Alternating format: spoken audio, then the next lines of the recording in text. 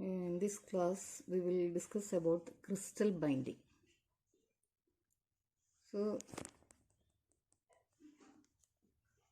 the attractive electrostatic interaction between the negative charges of the electrons and the positive charges of the nucleus is entirely responsible for the cohesion of solids.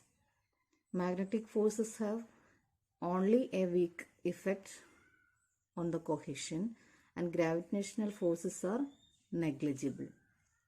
The observed differences between the forms of condensed matter are caused in the final analysis by the differences in the distribution of the outermost electrons and the ion cores. So how these solids stay as in such a form? The basic principle is the attractive electrostatic force between its negative charged electrons and the positive charged nucleus, which is the responsible thing for the cohesion of solids. Magnetic forces and gravitational forces have negligible effect on this cohesion of this solid. So the variation of the different types of solids or matter is because of the difference in the distribution of the outermost electrons, and hence the interaction energy or attractive electrostatic force between the electron distribution and the positive ion cores. According to this, there can be different types of solid structure like crystalline, which will have van der Waals interaction, and ionic crystals, for example sodium chloride, and metallic crystals like sodium metal, and diamond structure, which will have covalent bonding. We will discuss each these type in detail. So this difference in these kinds of solids or crystal structure arising due to the difference in the distribution of the outermost electrons and the ion core. The cohesive energy of a crystal is defined as the energy that must be added to the crystal to separate its components into neutral free atoms at rest at infinite separation with the same electronic configuration. The term lattice energy is used in the discussion of ionic crystal and is defined as the energy that must be added to the crystal to separate the component ions into free ions at rest at infinite separation. So the term cohesive energy means the energy that must be supplied to a crystal system in order to separate the atoms, that is the component atoms, into its free state at rest at infinite separation. So in metal systems, metal crystals, this term can be redefined as lattice energy, and which is by the same definition is the energy required to separate its ion into free ions at rest at infinite separation. Okay. The cohesive energy of the crystalline elements show wide variation between different columns of the periodic table. The inert gas crystals are weakly bound with cohesive energies less than a few % of the cohesive energies of the elements in the carbon, silicon, germanium column. So we know the periodic table arrangement of elements. Also, according to the nature of these elements, these are distributed in different columns, and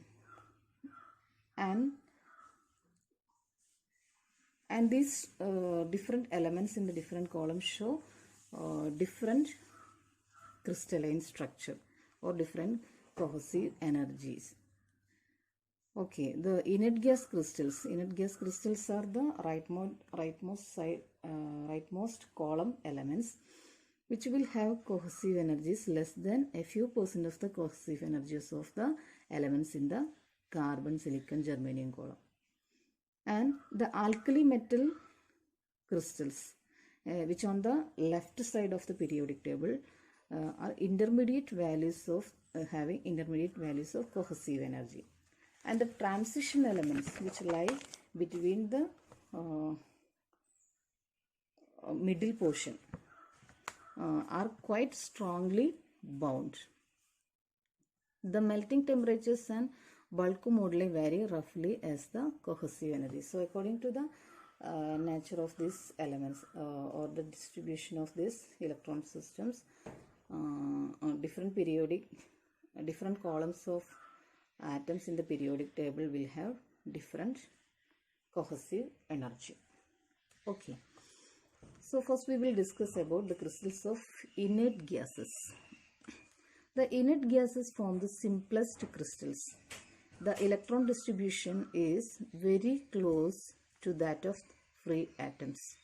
The crystals are transparent insulators, weakly bound with low melting temperatures. So the inert gas crystals are the simplest forms crystals, and the octet is complete in such atoms. Outermost will have 8 electrons. So this the electron distribution in such crystal is very close to that of a free atom. Okay.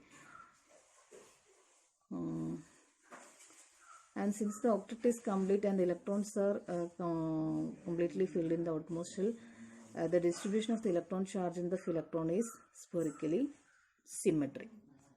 In the crystal, the inert gas atoms pack together as closely as possible. The crystal structure are all cubic close packed, that is mostly FCC, except for helium-3 and helium-4. So in this structure, in this inert gases, the atoms are most closely packed structure, and these are FCC structures mostly, except for these two atoms. So the electron distribution in the crystal cannot be significantly distorted from the electron distribution around the free atoms, because the cohesive energy of an atom in the crystal is only 1% or less of the ionization energy of an atomic electron. Thus, not much energy is available to distort the free atom charge distributions. Part of this distortion gives the van der Waals interaction. So the electron distribution in such a crystal, the inert gas crystals, cannot be significantly distorted from the electron distribution around the free atoms. The reason is that the cohesive energy of an atom in a crystal is only 1% or less than that of the ionization energy of an atomic electron. So not much energy is available there to distort the free atomic charge distributions. So a part of this distortion gives the van der Waals interaction. So we will discuss what is van der Waals interaction. This is also known as van der Waals London interaction. So in order to describe this, consider two identical inert gas atoms at a separation r, which is large in comparison with the radii of atoms. So what we are doing is we are considering two atoms of inert gas and which are separated by a distance of r, and this r is the separation of this atom is very large compared to the radii of these individual atoms. If the charge distribution on the atoms were rigid, the interaction between the atoms would be 0, because the electrostatic potential of the spherical distribution of electronic charges cancelled outside a neutral atom by the electrostatic potential of the charge on the nucleus. So if the electronic distribution is rigid on these two atoms, what will happen? the interaction between these two atoms will be 0, because the electrostatic potential of the spherical distribution of electronic charges cancel outside the neutral atom by the electrostatic potential of the charge on the nucleus. Then the inert gas atoms could show no cohesion and could not condense. So what will happen in this case? In such case, there is no possibility of condensing this matter, because there cannot be any possible cohesive interaction. So the matter do not condense. But the atoms induce dipole moments in each other, and the induced moments cause an attractive interaction between the atoms. But we have seen many inert gas crystals. That means inert gas matter is existing. So there must be some interaction between these two. Although electrostatic potential interaction is not possible because of the above described factor, the inert gas atoms can induce dipole moments each other, and through these dipole moments they will interact each other, and this will cause an interaction between these two atoms, and hence a binding between these two atoms. That's how the inert gas crystals or interaction between such a crystal is developed. So as a model, we consider two identical linear harmonic oscillators 1 and 2 separated by R. So we are considering two atoms. These are two atoms which are separated by, so one atom is represented by its positively charged nucleus and its electron distribution, and which can induce, so each, we have said just before that, each can introduce dipole moments, so it will act as a dipole. And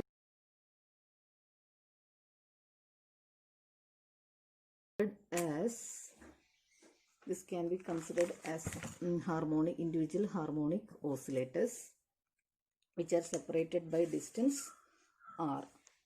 So the distance from the center of these atoms to the distance to the center of the second atom is represented by r, which is the separation between these two atoms, and this is x1 and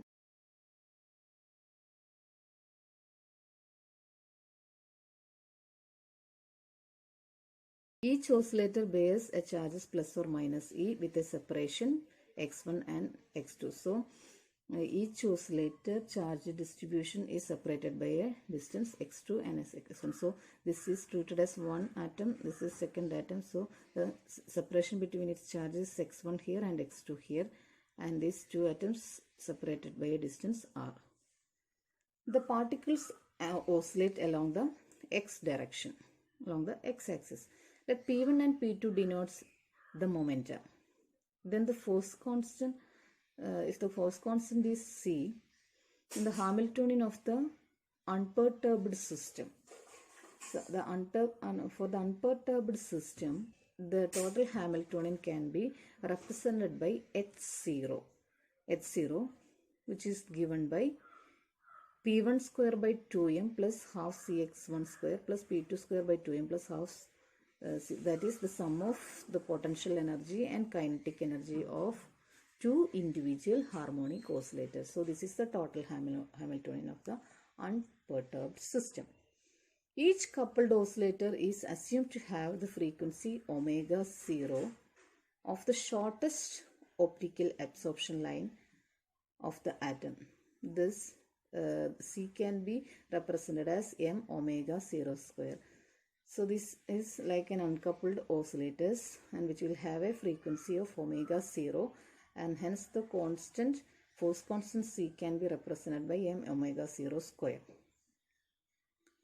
And let H1 be the Coulomb interaction energy of the two oscillators. And now we can represent the Coulomb interaction energy as the Hamiltonian H1, and which can be represented by this equation. There can be four terms. The four terms arises, the first term I will explain. This is in CGS unit. The Kittel is giving all its equation in CGS and SI units. So this is in CGS units given in Kittel. So the Hamiltonian or the interaction energy in due to the Coulomb interaction is given by, note that this is H0 and this is H1.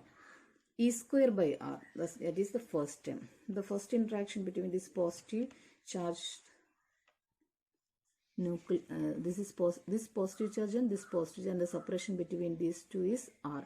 So this is the first term, E square by R. And the next is this minus charge and this minus charge. So this will give you E square, and the separation between these two is obtained by the total distance minus this distance. So the total distance is R plus x1 minus x2 will give you the distances. So this is R plus x1 minus x2. And the next interaction is this negative and this positive. Okay. And negative charge and positive charge, which will give you minus E square, and the distance between, separation between these two is R minus x2. R minus x2. And this term is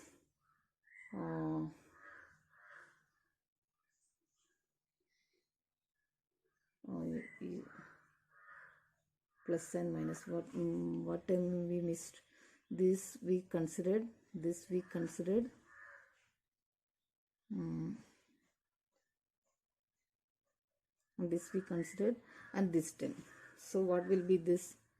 This will be R positive and negative, so minus E square, and the distance is R plus x1. So this is this term.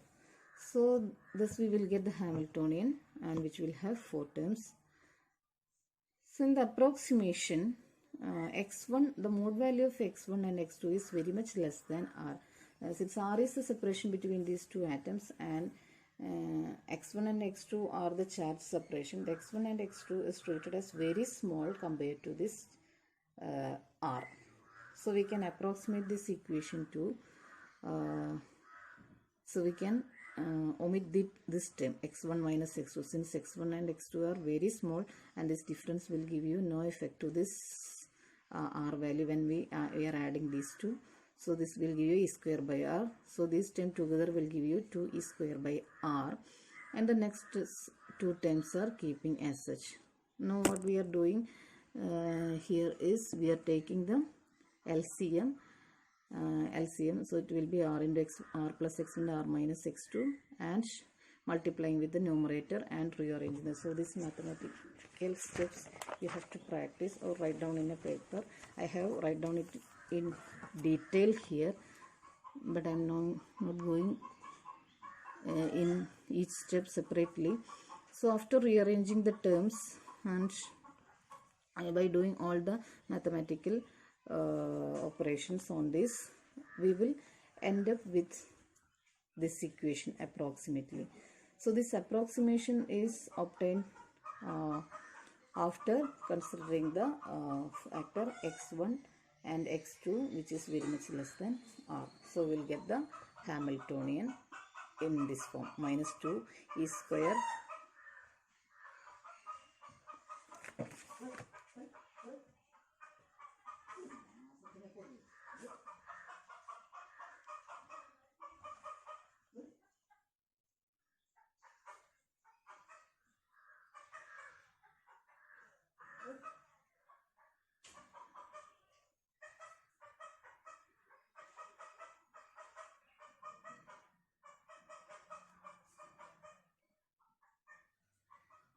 Now the total Hamiltonian with this approximate form H1 can be diagonalized by the normal mode transformation. So after diagonalization, which will give you the symmetric value of x and antisymmetric value of x.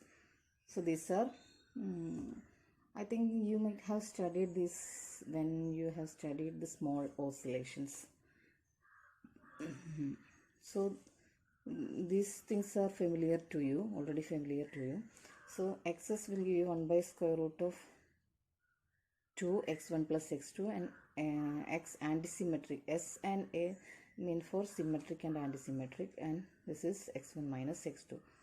On solving for x1 and x2, this can be give you x1 and x2, which is 1 by square root of 2xs plus xa, and here x is minus xa. The subscripts s and a denote symmetric and antisymmetric mode of motion.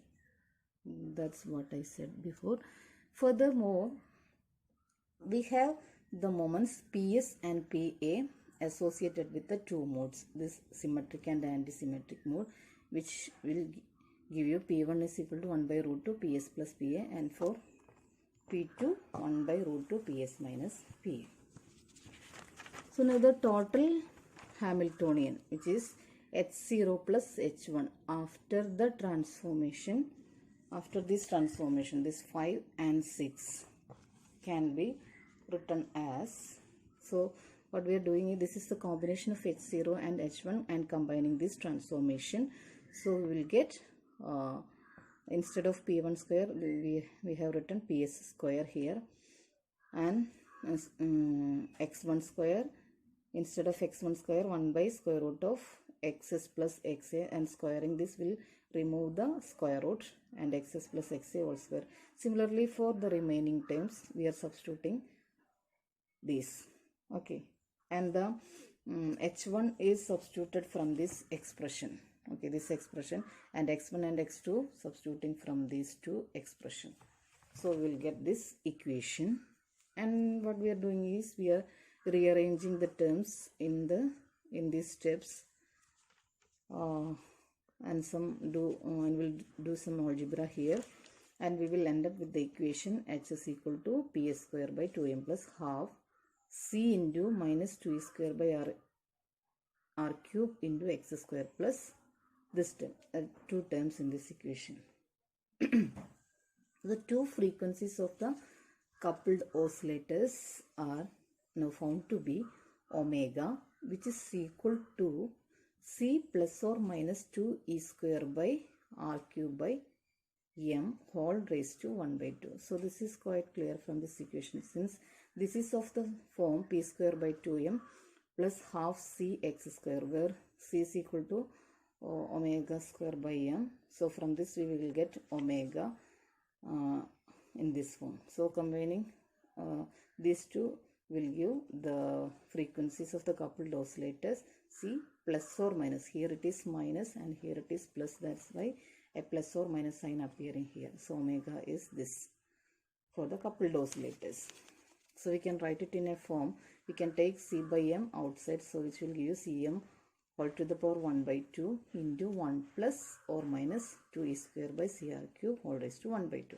So what we are doing in this step is, here plus or minus here, and we are expanding this term in the form 1 plus or minus x whole raised to 1 by 2, and which will give you terms like this, and we have written only two terms here.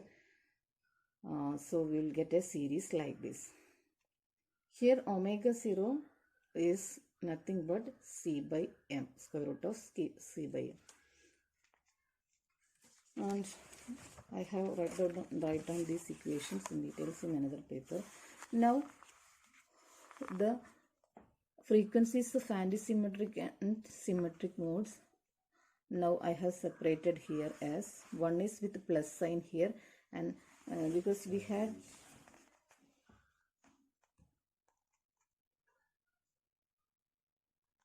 had two equation plus or minus here, so one with plus sign and one with minus sign. So I have separated this equation as this corresponding to antisymmetric mode and this corresponding to symmetric mode. So this is with plus sign and this is with minus sign here. So two equations, and the 0 point energy of the system, which is U is equal to half h cross, this is the 0 point energy of the system, half h cross omega s plus omega a, can be obtained by summing these two expressions. So which will give you half h cross omega 0 is common, can be taken outside the bracket, and 1 plus 1 will give you 2, and adding these two term will give you 0 because this with plus sign, this with minus sign, and the next term will give a value minus 2 by 8, 2e square by cr cube whole square plus etc. And in this expression, if you open the bracket, in the first term will form after cancelling this 2 h cross omega 0, and minus of cancelling these 2 and 1 by 8 h cross omega 0 and 2e square by cr cube whole square. Okay,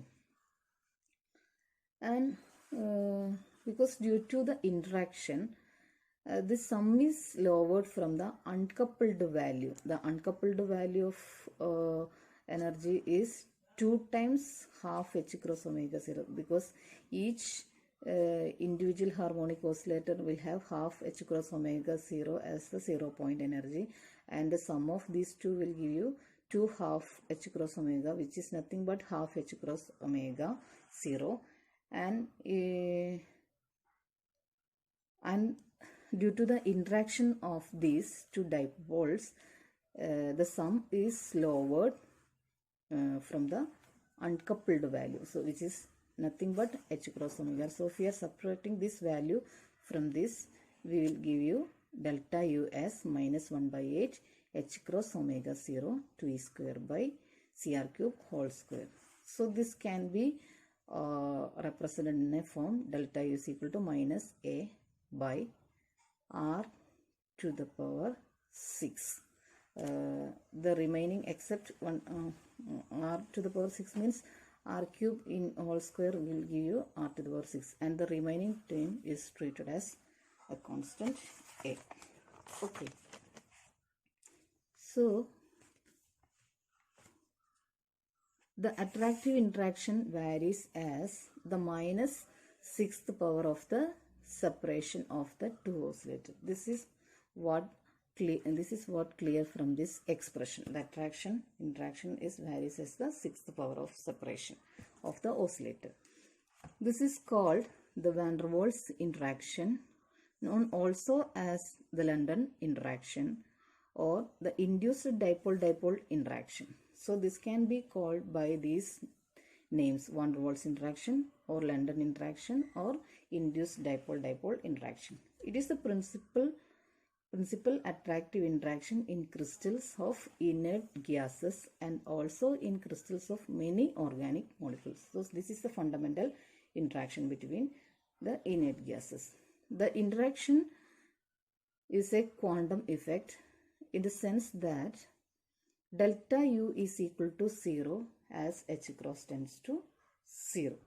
Thus, the 0 point energy of the system is lowered by the dipole-dipole coupling of the equation 3, that is this equation. The van der Waals interaction does not depend for its existence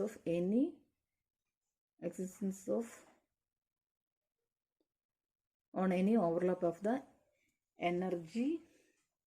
charge densities of the two atoms. An approximate value of A for identical atoms is given by h cross omega 0 alpha square, where h cross omega 0 is the energy of the strongest optical absorption lines and alpha is the electronic polarizability. So the value of A is given by, an approximate value is given by h cross omega 0 into alpha square. Okay. So this is about van der Waals interaction, which is the fundamental interaction in inert gas crystals and in many organic molecules.